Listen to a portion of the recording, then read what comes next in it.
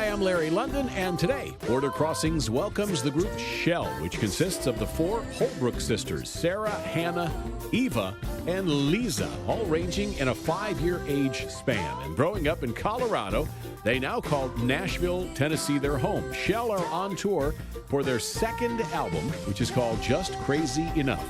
The girls describe themselves as weird and a bit eclectic and say that their current sound is alternative. Shel are first instrumentalists with the sounds of keyboards, mandolin, violin, and even beatboxing. The songs are very personal and drive singer Eva to tears during live shows. Inspired by their father, who is also a songwriter and musician, the sisters in Shel have been praised by USA Today, Huffington Post, and their music has appeared on MTV, CMT, and a variety of other TV and film projects. Their harmonies are melodic, and the music is unique. Today, Border Crossings welcomes Shel.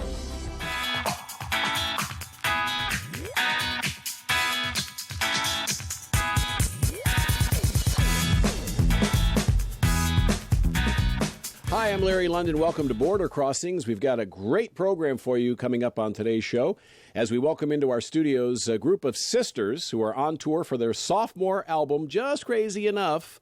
We welcome to D.C. Shel, who are in our studios and on the road. Welcome, girls.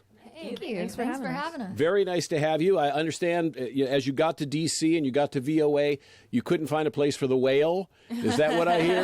That's the story I got? I guess it's too big to drive around the Capitol. It was a whale. It didn't fit down our streets. Exactly. And so you're touring in a van, in a huge, giant van. Mm-hmm. And this has kind of been part of what you guys do for a while now.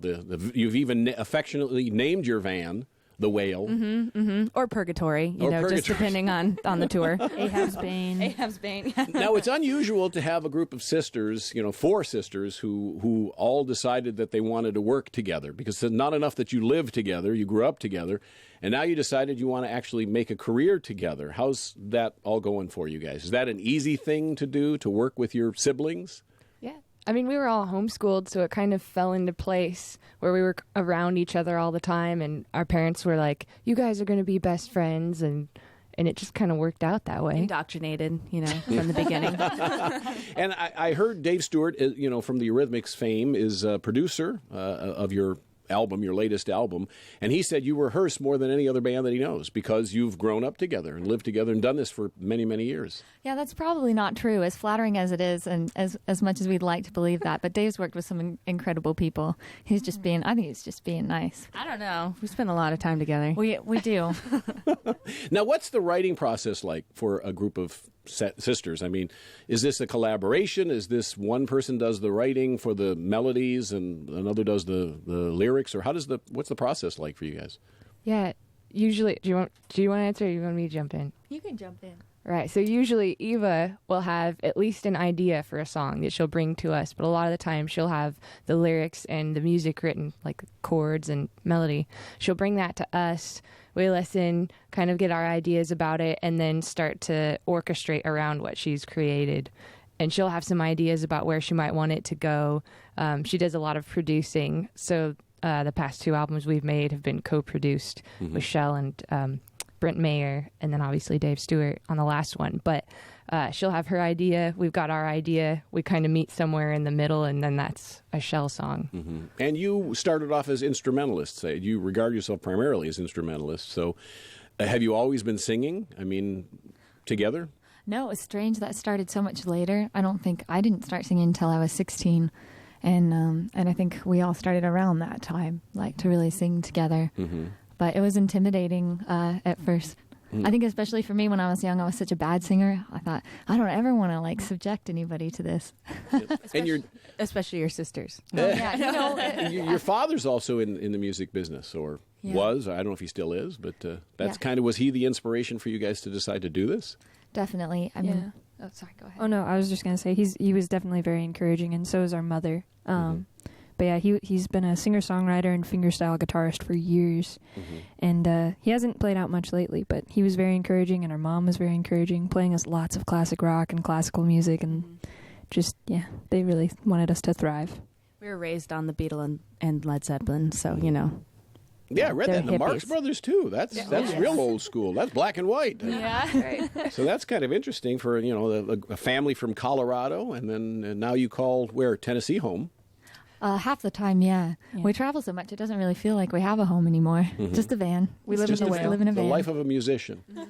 But you're having fun. Oh, yeah. And that's all that matters. And I also read where you had been signed to a major label, and one of you referred to it as a witness protection program or something, and so you got out of that. The artist protection program. The artist protection program. Yeah, no, it was actually a really great experience for us. We were on the label for a couple years, and it just wasn't working out. So we, parted ways amiably and released our first album, Shel, and then just released our second one. So when that kind of thing happens, when you get a divorce from a record company, from a major label, is it over, the creative, artistic differences, and when things like that happen, do they want to label you or put you in a format box? And you guys seem like you're so much more than any one format.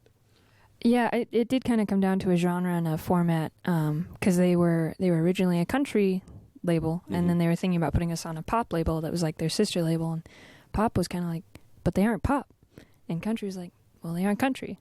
So they're like, we don't know what to do with you guys. And we're like, can we just leave? yeah, that's fine. So it was really chill. They're just like, we don't know what to do with your genre because you don't really have one. So we're just you can go. Do you have a name for what type of music you create? Currently, we're using alternative. Alternative. Yes. All That right. seems to fit the album the best. All right. Well, now you've created a lot of curiosity. The audience wants to hear you guys live, so we're going to ask if you wouldn't mind performing a song. Of course. Well, that would be great. Actually, they came here to perform, and they're ready to perform, so we welcome Shel live to the world here on the Voice of America. Thank you.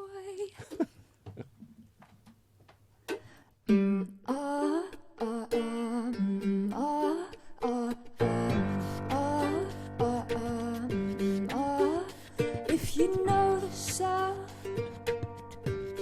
then play the record backwards now.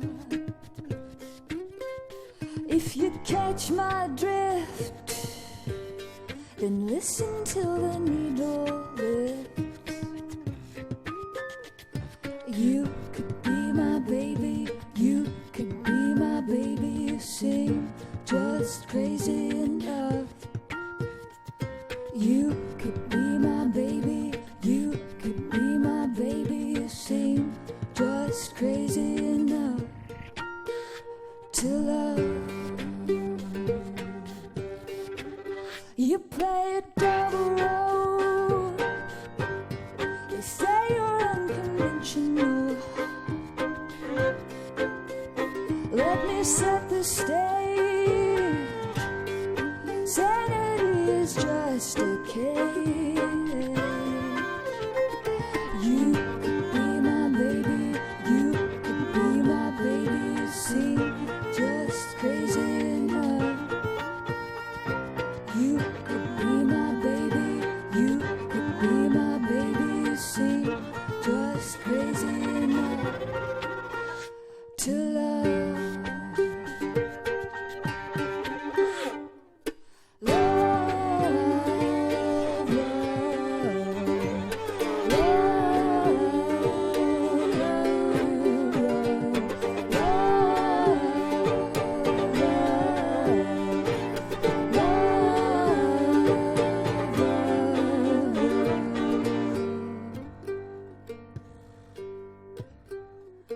You could be my baby, you could be my baby. You seem just crazy enough. You could be my baby, you could be my baby. You seem just crazy enough.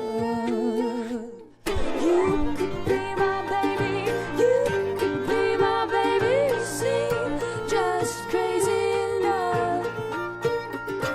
You could be my baby, you could be my baby. You seem just crazy enough.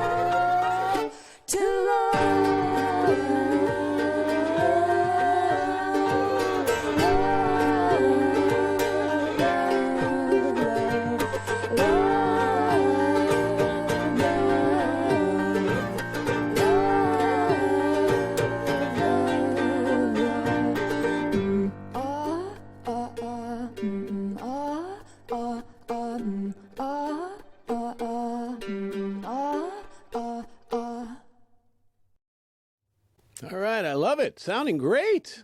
Wow, Shel, they're standing around the world. They're cheering for you right now. You can't see them, but I can hear them in Africa and Asia and all around the world who are just meeting Shel for the very first time. Not usual to have a violin, a mandolin, and a beatboxer in one group, and it's just crazy enough. Nailed it. You like that? You like that? Now, okay, so Shel, the acronym for all of your names, that's very creative. First of all, introduce yourselves for the benefit of our TV audience, radio audience. Well, I'm Sarah. I'm playing the violin. Hannah on the keyboards and vocals. Eva on mandolin. Liza on vocals, percussion, And I'm sure beatboxing. you had other names, too, that you were considering, I would imagine. Or was it just Shel? I mean, that's it. It was nothing else on the table. I don't know. It kind of was, yeah. It came together really naturally, and we just kept it since we were very small. So we're like, let's start a girl gang and call it Shel. When did you start? Because you're each, I think, 5 years apart. Is that right? 5 years between the four of us. Yes. So, yeah. So we're all a couple years apart. And then, yeah, I mean, we've been playing music together since we were really little. And then when we got into college, that's when we signed with the record label. So, of course, we dropped out of college to pursue that. And it's just been about 4 years that we've been doing this professionally. And did you grow up dreaming this is what you wanted to do? Or did you have other dreams, a doctor or something like that?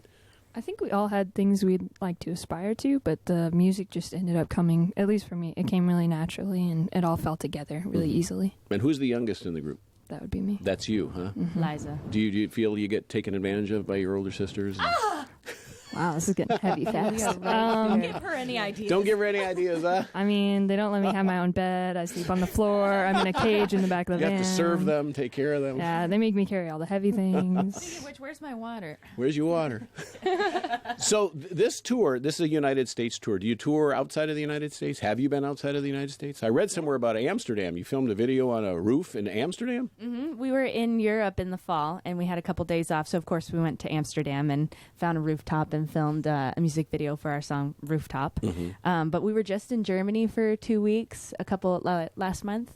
And, yeah, we're going over there all the time. We love it. And what's the response from the fans there when you perform there?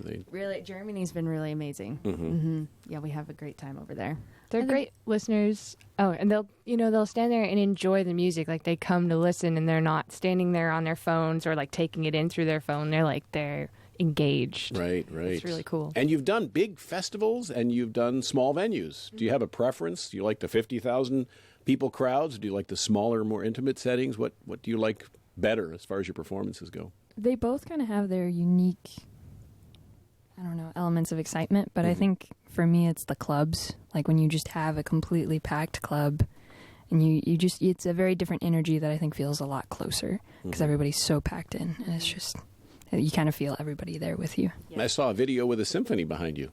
Oh yeah, that was cool. Yeah, that was we've done that a couple times. The first time though was in Indianapolis, and I think at the rehearsal, I'm pretty sure I wasn't the only one, but we were up there, and when the symphony came in, I just started crying. There's just nothing like having your music orchestrated and then having that kind of power behind you. It was pretty intense. But yeah, we've done it. We did it in Colorado and Boulder at Chautauqua, and same thing, like just an absolutely bucket list item, like check that off. It was great. Now, when you mentioned bucket list, so is there a highlight for you so far? I imagine each one of you has a different highlight experience, one particular event that stands out so far in your career, in your journey. What would that be? I mean, you could share different ones. I'd love to hear what the highlight's been for each one of you. I know, I'm curious too. Well, was this last year? Yeah, last year we played Red Rocks, so I know that was a big highlight for all of us because we love that venue, and man, they take such good care of their artists, and we were backstage looking around like, wow, Sting played here. Look, Emmylou Harris. The Beatles played there. Yeah. Paul McCartney said Shel played here. I mean, he said the same thing. I would say Red Rocks too. That was the one I was going to say because it's a hometown thing too, and really sweet hometown crowd. It was, yeah. I put out so much energy on that show. I got sick the next day. Really? It was really, yeah. Gave it all. Gave it all. And how about you? There was a show that we did that I still think about today. Usually I wear a top hat, and it's sort of like a symbol for, dreaming and living out the things that you're passionate about. And we had a fan contact us before we were doing this particular show. It was a small coffee shop in Pennsylvania. And he said, I'm coming to your show, but he what was the disease he had? Because he was dying. He had lung cancer, and Well, he had cancer and he had like lost his vocal cords, so he had a voice box. Mm-hmm. it was a really, like, it was a rare form, but he was, you know, he was terminally ill. And he reached out and he said one of the last things before he passed on was that he really wanted to come and see this show.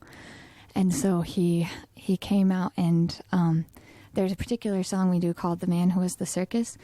And on that song, I usually take my hat off and throw it out into the audience and, you know, just kind of like passing it on.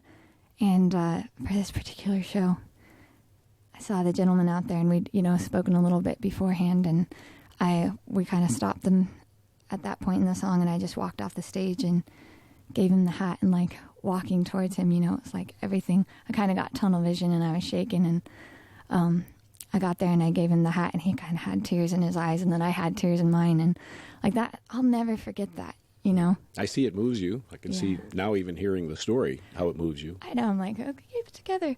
Yeah. It was amazing, but that's probably the highlight. Well, that's great that you have such a special relationship with your fans. Yeah. I mean, that's very important. And our fans are amazing. We feel really, really lucky to get to do what we do. That's what separates good musicians from great musicians, is those that have a relationship with their fans and value that relationship. And so good on you, as they say in the UK. But we're glad to have Shel here. We're going to talk more about their creative juices, and there are a lot of creative juices. You guys do things very creatively.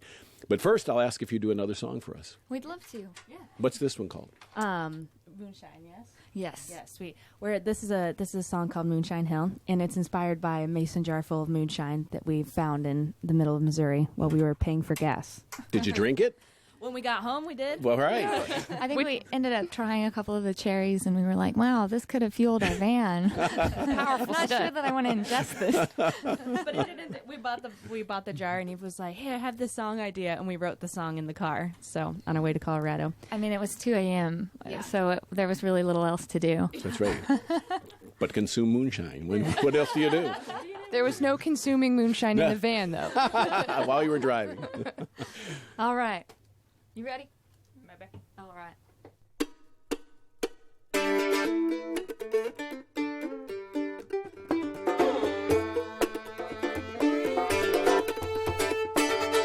You can take a Cadillac, baby, I don't need it. And while you're gone, I'll be walking miles. Gotta get back to the hills where I first tasted sweet water from the well. Sugar and no spice, there's no thrill. I got plenty of virtue, there's one vice I can't kill. I only drink thunder from Moonshine Hill. Hotter than whiskey, easier to kill. Lord help me, I gotta get my fill. I only drink thunder from Moonshine Hill.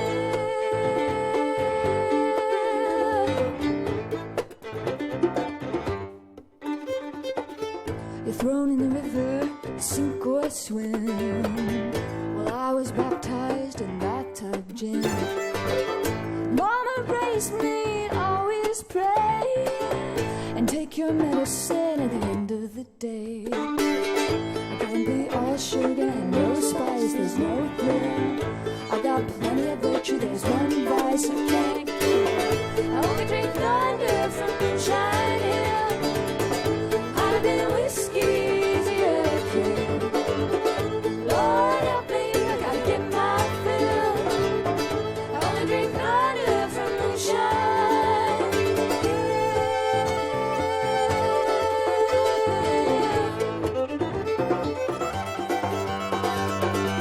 I only drink thunder from Moonshine Hill.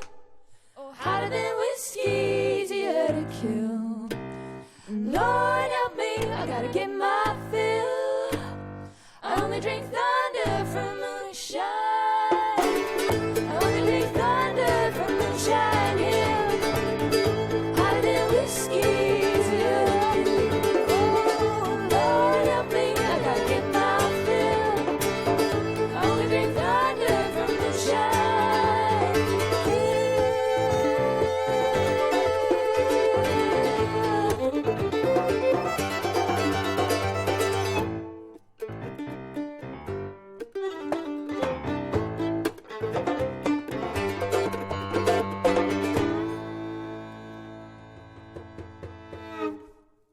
All right, Shel live here on the Voice of America and on tour right now for Just Crazy Enough, album number 2. How is this album different than the last album? Well, the big difference is working with Dave. You know, in the studio, we really, really enjoyed that process because he just brought the crazy out in us, literally. That was part of why we chose the title that we did, but he's fantastic, you know. But definitely, generally, when we were producing the first album, we worked with Brent Mayer, and he's wonderful. We just go in and record all of the instruments and at the studio in Nashville called the Blue Room. And he's great at capturing our sound. So for this record, we did the same thing. But then we sent these tracks to Dave in L.A., and he and his engineer did a bunch of programming, you know, with analog synths and drum machines and things. And so they would send us back about 40 tracks that they had orchestrated to augment the sound that we'd sent them. And then Brent and Charles would pull it up on the desk in Nashville, and all of a sudden you'd have 80 tracks, you know, and it was like wading through that and, you know, really looking at what the potential for a song was. So much fun. I think it's the most thrilling thing we've done in the studio yet, because it, you know, we had about half the album written, and then we were writing the other half as we were touring last year, and so it opened up our own imaginations as far as like what this album could be and what we could do with our sound. So it's been really exciting. I'm sorry. Go ahead. Nope, you first. I was going to say, it was just like Christmas every time they would send us something back, because you were always like, what did they come up with this time? And then, you know, we'd tweak it and send it back, and, you know, out back and forth. It was really, really fun. Well, that's great that, you know, you are receptive to change with your music, because a lot of artists are like, don't mess with my music. This is mine, my baby, and you're messing with my baby. Well, you've got to, I think as an artist, you have to grow. I mean, for me, that's kind of the worst imaginable scenario, is that I wouldn't have the room or the open-mindedness to kind of like grow and explore. I think it was John Paul Jones who said the bands who succeed are the bands who continually reinvent themselves. And for me, like a classic example of that is the Beatles. You look throughout their whole career, in particular when they heard the Beach Boys' Pet Sounds, and Paul was like, I knew, he used those words, I knew we had to reinvent ourselves. And so they came up with Sgt. Pepper's Lonely Hearts Club Band. So I look at that and I think, you know, as an artist, of course, you're going to always want to explore and evolve. And you're just getting started. 2 albums. I mean, this is early in your journey. And so the videos, I mean, you create your own ideas. You guys come together and say, let's do this. And I mean, putting a piano in the river, I mean, how did that come along? That was her idea. That was Eva's idea. We found a free piano on Craigslist and gutted it so it was a little lighter, but we still had to, I mean, we bribed like 4 boys to put it in the river with cookies and beer. You know, there's no way we were going to get it in there. But it's Eva and I come up with a lot of the ideas together and then direct them and film them and edit them and, you know, hire people to help us. And yeah, it's super fun. But it's a big collaborative process. Well, that's great. It falls on her shoulders mostly, though, because she's our videographer and our editor, and it's a lot of work. But she does a great job. We're really happy because in the beginning, we wouldn't have had music videos if we didn't have her, because we couldn't afford anybody, you know, to pay anybody to make them. Well, they sound great. I mean, the songs and the videos that I've seen online, and you have millions of people watching them, and great reviews so far. USA Today and Huffington Post, and your stuff's been on MTV and a number of other places. So that's got to make you feel great. Yeah, it feels really good. Yeah, I just think it feels like we're doing, I always look at it like, okay, good, we're doing our job. You know, it doesn't necessarily make me feel like, oh, yes. It's just like, okay, good. It doesn't make you feel like you've arrived. No, not at all. Well, if you weren't making music, what do you think you'd be doing? I mean, that's a question for each one of you. Oh, man. I probably still would be traveling the world and like pursuing, I don't know. I say I'm an adventurer first. And so anytime we're out doing stuff, we're always like, hey, well, let's try this. Or like, you know, Hannah went rock climbing the other day. Just stuff like that where we're always like, what can we do while we're in these places? And I think that I'd probably still be pursuing a career that made that a possibility for me. Well, growing up in Colorado, you got lots of rocks to climb there. I know, and right? it's beautiful water area. Oh, it's absolutely gorgeous part of America. I think I'd be a small-scale sustainable farmer. I'm definitely more domestic, and if I had my way, I would stay home. And I love meeting new people, but I love the idea of, you know, understanding more about sustainable farming practices and kind of like continuing to educate people, and especially some of the practices that have been lost over time. I'd really like to help restore those in our culture. I think that'd be an amazing fun thing to do. That is my like plan B after, you know, I'll always do music, but kind of like when I'm done touring, I'm going to have a little farm. And you made your 100 million, then you'll go to farming. I don't know if there's that much money to be made in the music business today or not, but That's true. Very true. And how about you? I'm pretty interested in nonprofits. So, like right now, we're working with an orphanage in Togo, Africa, and we've been helping them raise money. We're still raising money for Grace Orphanage, and they're building a new building and taking in some new kids and putting a security fence around it and everything. So, I want to go there. I want to actually see it. Some friends of mine started it, so I love traveling and being involved in raising funds for things like that. So, luckily, what I love and what I would also love to do kind of work together. So It's perfect that you say that because we're reaching a large audience in Africa right now, today, as we speak. And you've had a chance to think about what you'd want to do. Kind of. I mean, I'm the youngest, right? Yeah, right. Oh man, it's really tough to say. I honestly think I'd actually like to go to like chef school and start a B&B. So I'm also more the domestic side, but I've also wanted to be like a police officer for quite a few years, and I'm also a graphic designer, and I love photography. So there's a lot of things I want to do. She makes a really good sandwich, so that makes total I sense. love paninis. I'm like obsessed with paninis. Are you the one who has to cook now for the whole group? Oh no, we No, you all don't. have Okay. like our own things we like. After this interview, yes, she will from now on. School, huh? Well, there's the kitchen. It's on my list. Well, Shel are in our studios. We're lucky to have them here in Washington, D.C. The album is Just Crazy Enough. And I know most of the music you do, you've written, you've created yourself. There is a song from Metallica on your album. How did that one sneak by? well, it was actually a suggestion from our dad. And not that he's a big metal fan necessarily, but he was driving through Nebraska, and there was a metal station, and it was the only thing coming in. So he heard this song about going off to Never Never Land, and he knows that we're all big Peter Pan fans. So he called me, and he's like, I've just heard this great song, you should really look it up. And he told me some of the lyrics. And I Googled it, and I was like, oh, Metallica.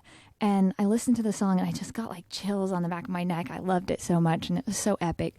But then as I was like, reading the lyrics, I was thinking, man, you could almost do like a softer, creepy lullaby version of this. So that's where it came from. I just really loved the lyrics in the song, and so I did a bit of an arrangement and played it for the girls, and they really liked it. So we dove in, and we're kind of like, oh, should we put it on the album? Should we not? And at the very end, we decided like it fit the theme. So we stuck it on there. That's always a hard decision when you write so many songs as to which ones are going to make it, which ones you want. And especially since you have the control now to decide which songs go on your album. Exactly.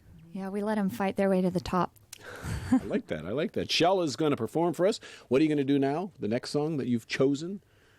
I think we'll do the first track off the album. It's a song called Is the Doctor In Today? Is there a story about this? Yeah, but you usually don't talk about it because then I I'm cry sorry. and then I don't sing very well. Oh, really? Oh. So we'll just try We'll to save keep the story emotions for low. after then.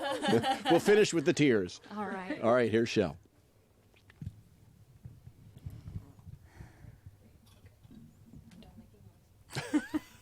Get it together over there. I'm sorry.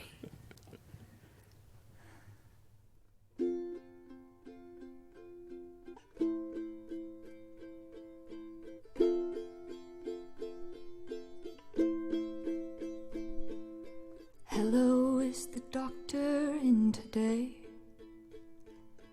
Would you tell him that I can't recall my name? I've been swinging from the stars so long, not sure where my mind is gone. Safe to say we're never really whole. Tell me, is the fortune teller late? I ponder lonely life to hear my fate. I've been reaching out into the dark, beating on my quiet heart. Tell me, is anybody there? Is anybody there? Is anybody there? Well, I think I hear a voice calling out in all the noise. Is anybody there?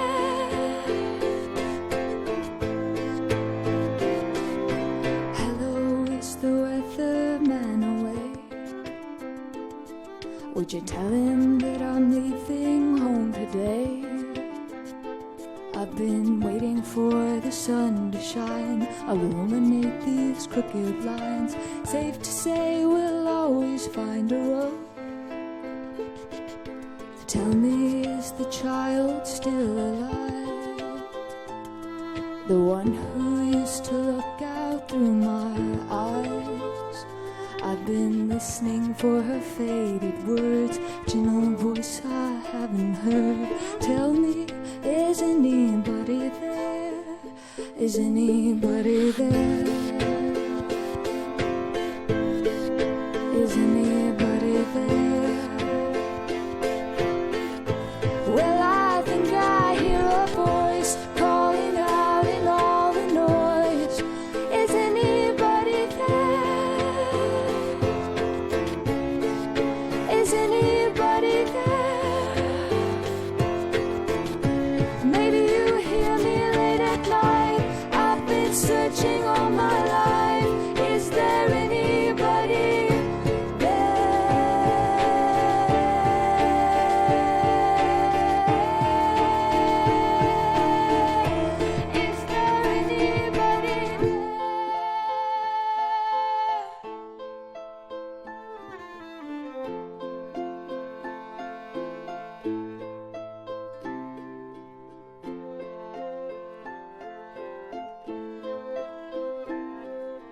Hello, is the doctor in today?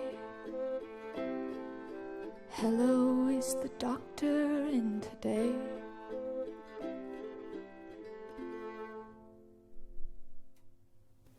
Beautiful song, Shel. Obviously, very difficult for you to sing. It must be painful. This song, something very personal, I can tell, and I'm not going to force you to tell the story because I see you're struggling to get the words out. But I mean, it's beautiful that you put these songs out there. You really expose yourselves, and put a lot of heartfelt feeling into your music and into the words and into the songs that you choose for the album. People have to get a copy of this. It's called Just Crazy Enough. What is your website address so that people can find this CD and find you guys and know where you're touring? Yeah, the best way to go is shelmusic.com, and it's Shel with one L. And our Twitter and our Facebook and Instagram are all up there too, so you can, connect with us because we tweet and Facebook all of our shows, and so we'll let people know when we're in town. We're in Vienna, Virginia tonight, and then continuing the tour from there. So. Yep, that's the best way to go. And you, I'm sure, respond to all the fans, and so lots of touring for the rest of the year. If people want to see you here in the United States, the website's the place to find your schedule. And hopefully you'll go and do more shows outside of the U.S. and people can check you out there. And I assume that schedule will be posted as well. Do you have plans for international touring? Is that in the rest of the year? It's being sorted, but it'll be up on the website. All right. Well, thank you guys so much for coming on the show. Thank you. And for sharing a part of yourselves, your soul, and being vulnerable. And we appreciate that. Just Crazy Enough is the name of the album. It's Shel. They're on tour and in our studios. You've been watching Border Crossings on VOA TV.